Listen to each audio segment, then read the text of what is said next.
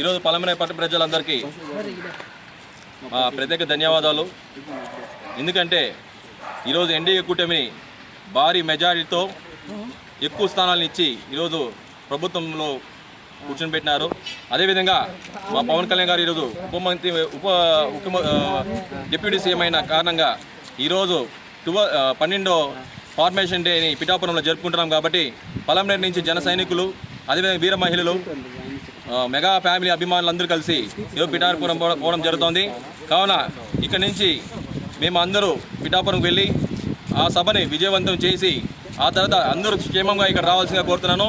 ఆ వెంకటేశ్వర స్వామి ఆశీస్సులతో పవన్ కళ్యాణ్ గారికి ఇంకా ఉన్నత శిఖరాలు ఆయన పోవాలని మేము కోరుకుంటూ ఇక్కడ నుంచి మేము అందరూ బయలుదేరుతాం. జై జనసేన, జై హింద్. జై జనసేన, జై జనసేన, జై జనసేన, జై జనసేన. జగన్ గారి నాయకత్వం వర్ధిల్లాలి. జగన్ గారి నాయకత్వం వర్ధిల్లాలి. జై జనసేన, జై జనసేన, జై పవన్ కళ్యాణ్, జై పవన్ కళ్యాణ్.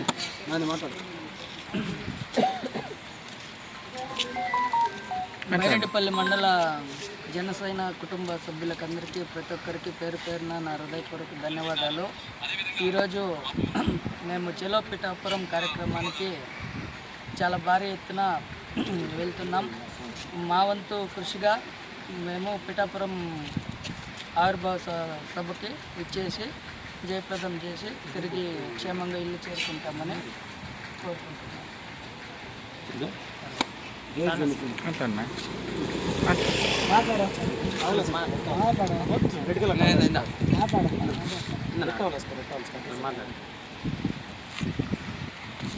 జై జనసేన. జనసేన పార్టీకి సంవత్సరానికి ఒకసారి వచ్చే పెద్ద పండుగ జనసేన పార్టీ ఆవిర్భావ దినోత్సవం. పలమనేరు నియోజకవర్గం నుండి పెద్ద సంఖ్యలో పిఠాపురం వెళ్ళి సభను విజయవంతం చేసి పవన్ కళ్యాణ్ గారికి మేము ఉన్నామనేసి ఎప్పటి నుండినో వెనకాలి ఉన్నాం.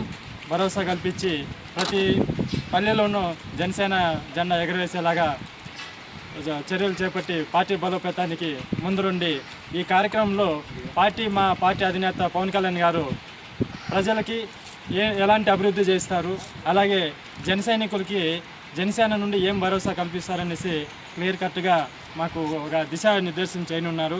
కాబట్టి పిఠాపురంకి మేమంతా కలిసిమెలిసి వెళ్ళి సభను విజయవంతం చేస్తామని తెలియజేస్తున్నాం. జై జనసేన, జై జనసేన, కళ్యాణ్ గారి నాయకత్వం, పూల చైతన్య గారి నాయకత్వం, చంద్రన్న గారి నాయకత్వం, నాని గారి నాయకత్వం.